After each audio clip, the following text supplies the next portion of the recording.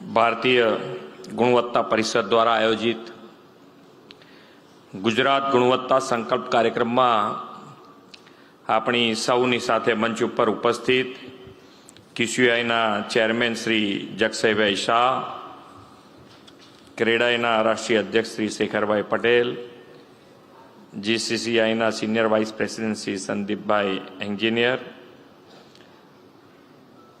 અધિક મુખ્ય સચિવ શ્રી SJ હૈદર, એસોચેમ ગુજરાતના ચેરમેન શ્રી ચિંતનભાઈ ઠાકર, GCCIના ચેરમેન શ્રી અજયભાઈ પટેલ, ફિક્કી ગુજરાતના ચેરમેન શ્રી રાજીવભાઈ ગાંધી, એસોચેમ ગુજરાતના ચેરમેન શ્રી ચિંતનભાઈ ઠાકર, QCIના secretary general Shri Chakravarthy T. કન્નનજી, QCI ચીફ એડવાઇઝર શ્રી હેમગૌરી ભંડારીજી, SGCCIના ચેરમેન શ્રી વિજયભાઈ મેવાવાલા, રાજ્ય સરકારના સલાહકાર શ્રી SS રાઠોડજી, મારા સાથી ધારાસભ્ય શ્રી અમિતભાઈ શાહ, શ્રી જીતુભાઈ પટેલ, શ્રી અમિતભાઈ ઠાકર, આમંત્રિત સર્વે મહાનુભાવ, પ્રેસ મીડિયાના મિત્રો, સૌને મારા નમસ્કાર. કેમ શાંત થઈ ગયા છે એકદમ? વિષય એવો મુકાયો છે, હમણાં કીધું ને કે ભાઈ ગુણવત્તા શબ્દ બોલવો એ ભારતમાં ભારે હતો, અને આપણે કહીએ છીએ ને કે ભાઈ મોદી હે તો મુમકિન હે, એટલે આપણે આ મૂકી શકીએ છીએ કે ભાઈ ગુણવત્તા તરફ જવું અને ગુણવત્તા તરફ આગળ વધવું એનો સંકલ્પ કરવો એટલે આપણને એમ થાય કે યાર આ તો કેમના પહોંચી વળીશું. પણ તમે જુઓ તો દરેકે દરેક સેક્ટરમાં મોટા બદલાવ સાથે જે મુહિમ માન્ય નરેન્દ્રભાઈએ શરૂ કરી તો એ પૂરી થઈ છે. પછી એમાં મેક ઇન ઇન્ડિયા હોય, ડિજિટલ ઇન્ડિયા હોય, આત્મનિર્ભર ભારત હોય, તો એ બધામાં આપણે ખૂબ સારી રીતે આગળ વધ્યા છે.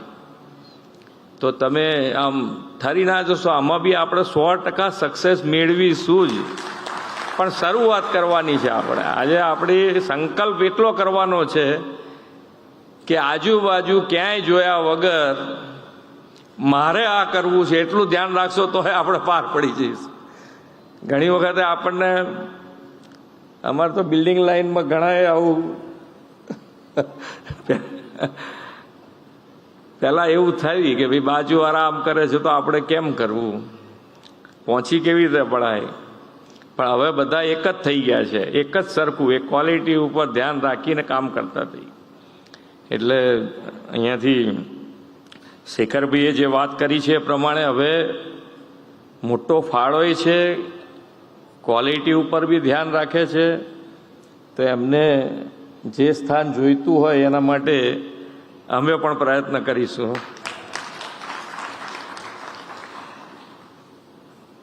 વિશ્વ નેતા આદરણીય વડાપ્રધાન શ્રી નરેન્દ્રભાઈ મોદી સતત ત્રીજી વાર દેશના વડાપ્રધાન પદનું સેવા દાયિત્વ સંભાળીને દાયકાઓ બાદ વિક્રમ સર્જ્યો છે. વડાપ્રધાનશ્રીએ નવી સંસદના તેમના પ્રથમ વક્તવ્યમાં ત્રીજી ટર્મમાં 3 ગણી મહેનત કરીને દેશને વિશ્વની ત્રીજી મોટી ઇકોનોમી બનાવવાની પ્રતિબદ્ધતા દર્શાવી છે. શ્રી નરેન્દ્રભાઈનો 2047માં વિકસિત ભારતના નિર્માણનો સંકલ્પ વધુ દ્રઢ થયો છે. આદરણીય વડાપ્રધાન શ્રી નરેન્દ્રભાઈના શાસનમાં દેશમાં સંતુષ્ટિકરણની રાજનીતિ, વિકાસની રાજનીતિનો ઇતિહાસ રચાયો છે. સંતુષ્ટિકરણ એટલે દરેક યોજનાઓનું સેચ્યુરેશન છેવાડાના જરૂરિયાતમંદ વ્યક્તિ સુધી પહોંચાડવાનો સંકલ્પ. આવા લોકહિત અને રાષ્ટ્ર સેવાના સંકલ્પમાં ગુણવત્તા જોડાય ત્યારે જ ઇઝ ઓફ લિવિંગ પણ વધે છે. આજે યોજાઈ રહેલા ગુજરાત ગુણવત્તા સંકલ્પ એજન્ડા ગુજરાતને વિકસિત ભારતના પ્રથમ વિકસિત રાજ્ય બનાવવાની પ્રતિબદ્ધતા સાથે જોડાયેલો છે. ભૂતકાળમાં લોકો કહેતા આ દેશનું કંઈ સુધરશે નહીં, બધું આમ જ ચાલે છે અને ચાલવાનું છે. એક સમય હતો કે લોકોને પાણી, વીજળી, આવાસ અને અન્ય જેવી પાયાની સુવિધાઓ મળે એટલે બધું મળી ગયું એવું માનતા હતા. હવે તો નરેન્દ્રભાઈના એક દાયકાથી વધુના શાસનમાં લોકોની માનસિકતામાં મોટું પરિવર્તન આવ્યું છે. લોકોને ક્વોલિટી ઓફ લાઈફ એટલે શું એ સમજાયું છે. લોકોને quality education, sustainable development, quality healthcare, citizen centric સેવાઓ અને door step delivery, online services જોઈએ છે. ગુણવત્તાયુક્ત અને સમયસર સેવાઓથી લોકોની અપેક્ષા વધતી જાય છે. ગુણવત્તા સુધારણા, ક્વોલિટી ઇમ્પ્રુવમેન્ટ એ તો નિરંતર ચાલતી પ્રક્રિયા છે. સરકાર પણ ઉત્તરોત્તર ગુણવત્તાભર સુવિધાઓ સેવાઓ આપવા સંકલ્પબદ્ધ છે. હમણાં થોડા દિવસ પહેલાં જ આપણે ગ્રામીણ સ્તરે લોકોના જીવન ધોરણમાં તેમની મળતી સેવા સુવિધાઓમાં ગુણવત્તાયુક્ત સુધારણાનો એક નવો પ્રયોગ કર્યો છે. આરોગ્ય, શિક્ષણ, આંગણવાડી, કનેક્ટિવિટી, બેન્કિંગ સેવાઓ જેવી મૂળભૂત જરૂરિયાતોની ઉપલબ્ધિ અને ગુણવત્તાની આકસ્મિક તપાસ માટે જિલ્લાના વડા એવા કલેક્ટર અને ડીડીઓ છે ગ્રામીણ સ્તરે મોકલીને ફીડબેક મેળવ્યા છે.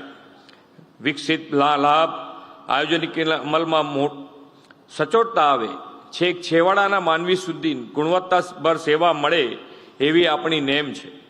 આ ગુણવત્તાયુક્ત વિકાસ યાત્રાની સર્વગ્રાહી ચર્ચા થાય, ભવિષ્યનો ગુણવત્તાયુક્ત સેવાઓ માટેનો રોડમેપ નક્કી થાય તેવું સમગ્ર દિવસભરનું આજનું આયોજન થયું છે.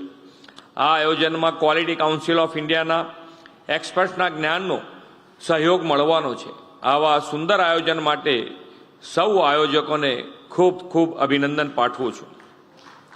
શ્રી નરેન્દ્રભાઈ જ્યારે મુખ્યમંત્રી બન્યા ત્યારે લોકો ગામડા સુધી પહોંચવા રોડ મળે અને વાડું ટાણે વીજળી મળે તેવી એમની પાસે રજૂઆતો આવતી. ગુજરાતની 2 દશકાની ગુણવત્તાસભર અવિરત વિકાસ યાત્રાના પરિણામે હવે લોકોને 4 લેન અને 6 લેન રોડ, 24 કલાક વીજળી, આદિવાસી ગ્રામ્ય વિસ્તારમાં પણ મેડિકલ એન્જિનિયરિંગ કોલેજ મળી છે. આજે ગ્રામ્ય વિસ્તારમાં પણ સુપર સ્પેશિયાલિટી હોસ્પિટલો શરૂ થઈ શકી છે. શ્રી નરેન્દ્રભાઈના નેતૃત્વમાં દેશના ગ્રોથ એન્જિન તરીકે પ્રસ્થાપિત ગુજરાત હવે ગ્લોબલ ડેસ્ટિનેશન અને ગેટવે ટુ ધ ફ્યુચર બન્યું છે. ગુજરાત આજે દેશનું સૌથી વિકસિત રાજ્ય અને ફોર્ચ્યુન 500માંથી 100થી વધુ કંપનીઓ ગુજરાતમાં કાર્યરત છે. ઇઝ ઓફ ડુઈંગ બિઝનેસ અને સ્ટાર્ટઅપ રેન્કિંગમાં પણ ગુજરાત દેશમાં બેસ્ટ પરફોર્મર રહ્યું છે.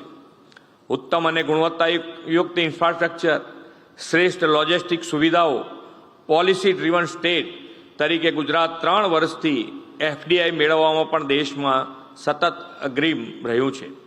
ગુજરાતમાં આવનાર દિવસોમાં semiconductor, electric vehicle, defence, green hydrogen જેવા ક્ષેત્રમાં ગુણવત્તાયુક્ત ઉત્પાદન થાય અને એક્સપોર્ટ વધે તે માટે સરકાર કામ કરી રહી છે.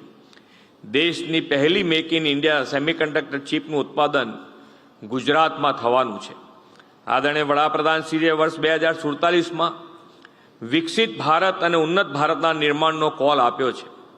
તેને સાકાર કરવા વિકસિત ગુજરાત રોડમેપ 2047 બનાવનારું ગુજરાત દેશનું પહેલું રાજ્ય બન્યું છે. ગુજરાતે તો વિકસિત ગુજરાત માટે 5Gની ગતિ પકડી છે. આ 5G એટલે ગુજરાત, ગરવું ગુજરાત, ગુણવંતું ગુજરાત, ગ્રીન ગુજરાત, ગ્લોબલ ગુજરાત અને ગતિશીલ ગુજરાત. આ 5G ગુજરાતમાં આપણે સૌ સાથે મળીને વધુ એક G ગુણવત્તાનો જોડીએ ગુજરાતને વિકસિત ભારતનું પ્રથમ વિકસિત રાજ્ય બનાવવાનો સહિયારો ગુણવત્તા સંકલ્પ સાકાર કરીએ એ જ અપેક્ષા સાથે વિરમું છું. ભારત માતા કી જય. વંદે માતરમ. જય જય ગરવી ગુજરાત.